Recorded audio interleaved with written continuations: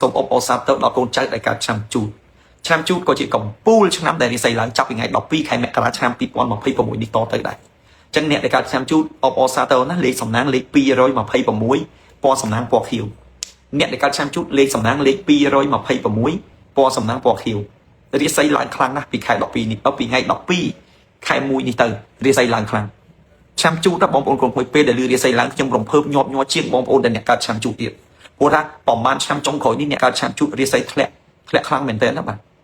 ញ្ចឹងកិច្ចការងារចំនួនជួយដូងមិននិយាយរលីហិនហោចឲ្យម្នាក់រត់ទៅពុទ្ធោណារងថ្ងៃរស់ដោយកម្លាំងចិត្តបើរស់ដោយកម្លាំងកាយបែបទៅលុតទឹកស្ពានទៅធ្វើអត្តឃាតបាត់ហើយគូវិទ្យាជីវិតហ្នឹងណាបាទប៉ុន្តែដំណាក់កាលដែលយើងលំបាកដំណាក់កាលដែលយើងកើតទុកនឹងសិតជាមេរៀនព្រោះកាលមុនយើងមានយើងបានយើងជួយគេយើងយកអាសាគេ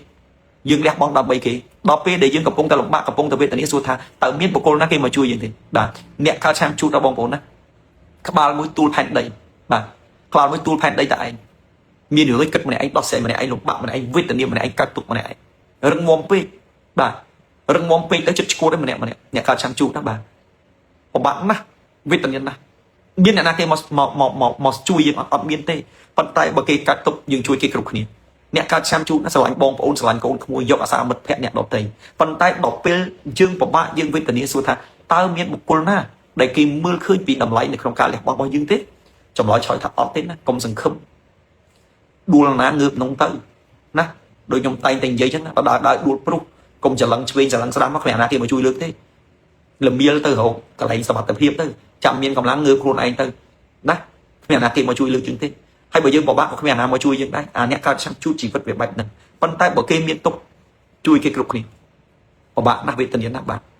ហើយនិយាយពីថាឆុងរហូតអាគេឆ្នាំផ្សេងគេឆុងមួយឆ្នាំគេលែងឆុងអញឆ្នាំជូតឆុងរហូតហើយធ្វើគុណបានគុណទេធ្វើគុណបានទៅទោសហើយចិត្តឈួតជីវិតវាតិចតមកហើយគ្មានអ្នកយល់ចិត្តតាំងពីក្មេងតាំងពីកើតមកគេណា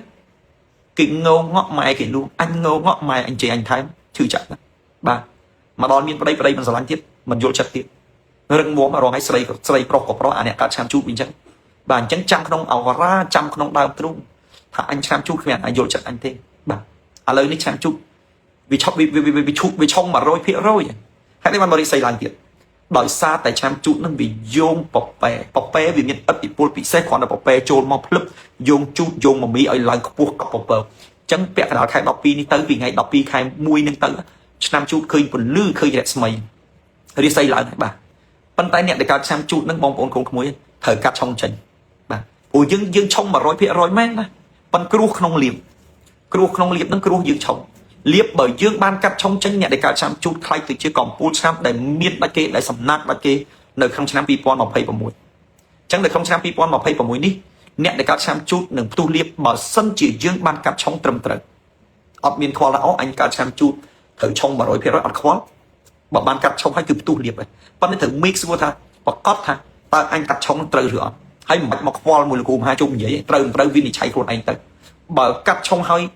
យផ្ទុះលៀបផ្ទុះសំណាងរស់ស៊ីមានបានអានឹងកាត់ឆុងត្រូវហើយបើកាត់ឆុងហើយនៅតែក្រដដែលវេទនាដដែលមកកាត់ជាមួយលោកគ្រូមហាជុំគ្រូមហាជុំគេមានក្បួនមានខ្នាតរបស់គេត្រឹមត្រូវមិនចេះតែប្រទេសតែប្រាស់ទេអញ្ចឹងអ្នកដែលកើតឆ្នាំជូតនឹងបើចង់ឲ្យផ្ទុះលៀបពីដណ្ដប់ខែមួយឆ្នាំពេញហេកអត់ឆុងមកកាត់ឆុងចេញកាត់ហើយនឹងផ្ទុះលៀបកាត់ហើយនឹងផ្ទុះសំណាអញ្ចឹងយើងមានក្បួននៅក្នុងការកាត់ឆុងហើយបើចង់ដឹងការកាត់ឆុងមិនឆាតចូលភិកសួរនាំយើងនឹងជំរាបជូនបាទណាបាទអត់មានបញ្ហាយើងមានយ័ន្តសម្រាប់កាត់ឆុងកាត់ហើយហេងកាត់ហើយផ្ទុះលៀបបងប្អូនកូនក្មួយទាំងអស់គ្នាអ្នកកើតឆ្នាំជូតខមមិនលេខសំណាងគឺលេខ226 share វីដេអូគ្រូមហាជុំ3ដងដាក់លេខ226ពណ៌សំណាងយើងប្រើពណ៌ខៀវណាបាទចាប់ពីថ្ងៃនេះទៅយើងហេងខ្លាំងអ្នកកើតឆ្នាំជូតលោកគ្រូមហាជុំបងប្អូនកូនក្មួយត្រូវដឹងថានៅក្នុងឆ្នាំ2026នេះគឺជាឆ្នាំមមីធាតុភ្លើងអញ្ចឹងមមីធាតុភ្លើងគឺវាអាចធ្វើឲ្យមនុស្សមានចិត្តក្តៅក្រហាយវាធ្វើឲ្យយើងនឹងមានបញ្ហាវាធ្វើឲ្យយើងនឹងខាតបង់ទ្រព្យសម្បត្តិព្រោះអាភ្លើងវាឆេះបាទប៉ុន្តែបើយើងដឹងអំពីគន្លឹះយើងយកចិត្តភ្លើងបានទៅយើងយកស្អីទៅដាក់ដើម្បីឲ្យភ្លើងខ្លាំងពាក្យខ្មែរគេថាមាសសុកមិនខ្លាចភ្លើងអញ្ចឹងអញយកមាសទៅដាក់នៅក្នុងផ្ទះគឺមាសឈ្នះអស់ភ្លើងចាញ់មាសរស់ស៊ីមានបានបងប្អូននេះមាសគីឡូហុងស៊ុយមានតកូនតចៅនេះគឺជាមាសគីឡូហុងស៊ុយបងប្អូនណាមាសគីឡូហុងស៊ុយនេះបងប្អូនជឿយកទៅដាក់នៅក្នុងផ្ទះបងប្អូនរស់ស៊ីមានបានតកូនតចៅហេងកាក់កោអញ្ចឹងមាសគីឡូនេះមិនមែនប្រើមួយឆ្នាំគឺប្រើមួយជីវិតឲ្យតែនៅល្អចឹងបងប្អូនយកទៅដាក់នៅចំនាងផ្ទះក៏បានបងប្អូនយកទៅដាក់នៅក្នុងទូដៃបងប្អូនយកទៅដាក់នៅកន្លែងដាក់លុយឲ្យតែមានវត្តតែមានមាសគីឡូនេះតែ1គីឡូឯងយកទៅដាក់នៅក្នុងផ្ទះ ភ្លើងយ៉ាងម៉េចក៏ដោយក៏មិនអាចមកបង្ក្រាបមាសបានដែរចឹងមាសនេះនឹងជួយឲ្យបងប្អូនកូនក្មួយមានបានតកូនតចៅមានលុយឲ្យចាយមិនអស់មានលុយឲ្យសល់អ្នកខ្លះថាអូយរកលុយមកបានតែប៉ុន្តែមិនសល់អ្នកខ្លះថាអូខ្ញុំមានឲ្យក្រឲ្យមានដេកភ័យឲ្យកូនក្រទៀតចឹងដាក់មាស1គីឡូនេះទៅសកត់ផ្ទះលេងឲ្យក្រលេងឲ្យបបាគេជពាក់លុយគេសងលុយលក់ដូរដាច់រ៉ូស៊ីមានបានណាចឹងបងប្អូនជាវមាសគីឡូហុងស៊ុយទៅណាខ្ញុំមាន10គីឡូ1គីឡូគឺ2ដុំចឹងបងប្អូនប្រញាប់ជាវណាជាវទៅដាក់ផ្ទះដឹងរ៉ូស៊ីមានបានកាក់កងហើយអត់មានច្រើនទេណាបងប្អូនជាវមាសគីឡូហុងស៊ុយយកទៅប្រើទៅគឺហេងហើយឥឡូវនេះយើងវិលមកអ្នកកាត់ឆាំជួបវិញអត់ភ័យកាត់ឆុងចេញផ្ទុះលៀបផ្ទុះសំណាងហេងរហូតបងប្អូនគុំក្មួយណាបាទចឹងសូមជូនពរដល់បងប្អូនអ្នកកាត់ឆាំជួបឲ្យហេងឲ្យកាក់កងឲ្យមានលៀបឲ្យមានចេញបងប្អូនគុំក្មួយណាបាទសូមឲ្យថ្ងៃនេះជាថ្ងៃហេងរហូតអ្នកកាត់ឆាំជួប